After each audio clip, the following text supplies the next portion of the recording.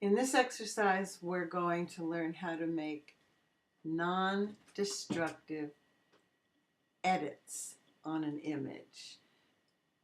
The first tool we're going to use is the clone tool, clone stamp tool, not the pattern stamp. I have to click up here and see this where it says current layer? Well, we're going to add an empty layer down here. Create new layer.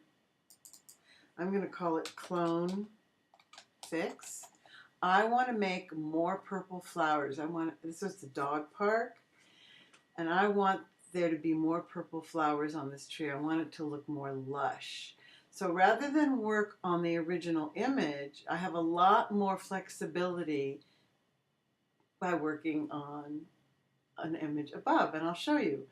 So it defaults to current layer. I'm going to change it to current and below. If there were more layers, I might put all layers, depending on what layers are there. So current and below. I want not too soft an edge brush. Let's see, this is about a 30% hardness and 35. That looks okay. I'm going to option click because I'm on a Mac. If you're on a PC, you alt click. So option click that nice big flower, and I'm going to put it there. I'm going to option click here and put that flower there. Let's see, where this flower again and put it over here. This flower, put it here. This flower and put it here. This flower, put it here. This one again down here. Now, that's what that layer looks like. That's what my fixed layer looks like. Without the fixed layer, that's what my tree looks like. So see the difference? Now if I thought maybe some of them, maybe there's too much repetition right in here, I can take the eraser, and because I didn't do it on the original layer, I can erase it from this layer and put a different one there. So I'll back to my clone tool, and let me get a different flower that might not look so obvious. Well, undo. That looks obvious. Let's see, click here. Maybe this would be a little better.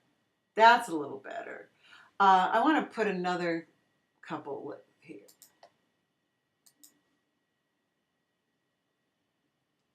And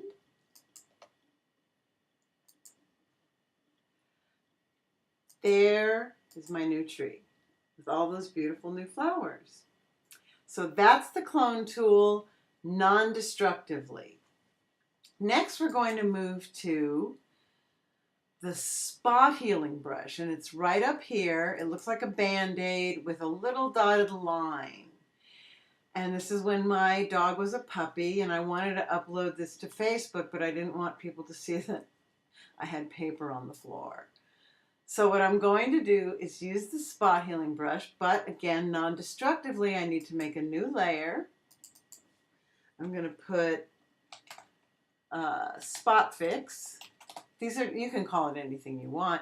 Now, instead of current and below, up in the options bar, there's a couple things you have to be aware of. You want content aware.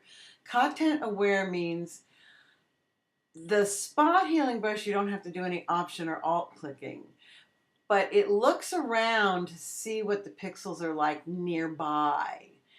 And the other thing you have to do, sample all layers, is like current and below, or current and all layers. One of those two, all layers. So the nice thing, I love the spot healing because you don't have to double click. I'm going to make the brush a little bigger using the shortcut, the right bracket key. And I'm going to do that. I'm going to do that. And it's pretty much done. The next thing, or last thing we're going to work on, is the actual healing brush. With the healing brush, it's the second one under spot healing in the toolbar. And we're going to work on, I'm going to work on this one first. I just want to get rid of some of the bags under my eyes. This was a GIF. This is a pretty low-res image. It was taken with the Mac camera. I think it's Photo Booth or something like that when I discovered it. This was taken about 3 or 4 years ago. And I'm going to make a new layer above that, and I'm going to call it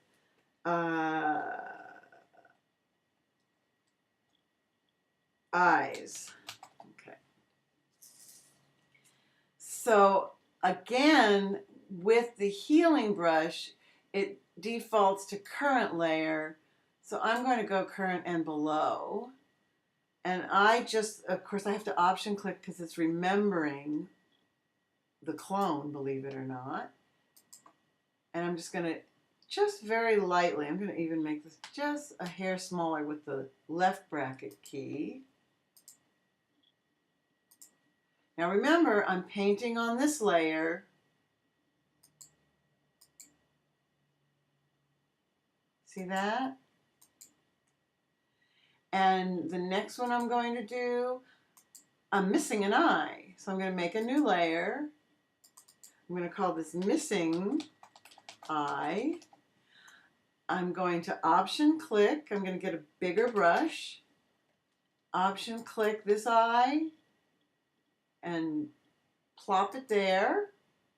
And because it's on a separate layer, I could almost leave it like that, but really I should change it. I'm going to transform. Oops, transform, flip horizontal. That's kind of weird. So I have to go like that and rotate it. That's a little better. And I'm going to go to my move tool, V key, move it over, and there you have it. I made an eye. So I think I forgot to show you what this looked like before and after. I can't remember. But there is the non-destructive editing capabilities of Photoshop's clone and healing tools.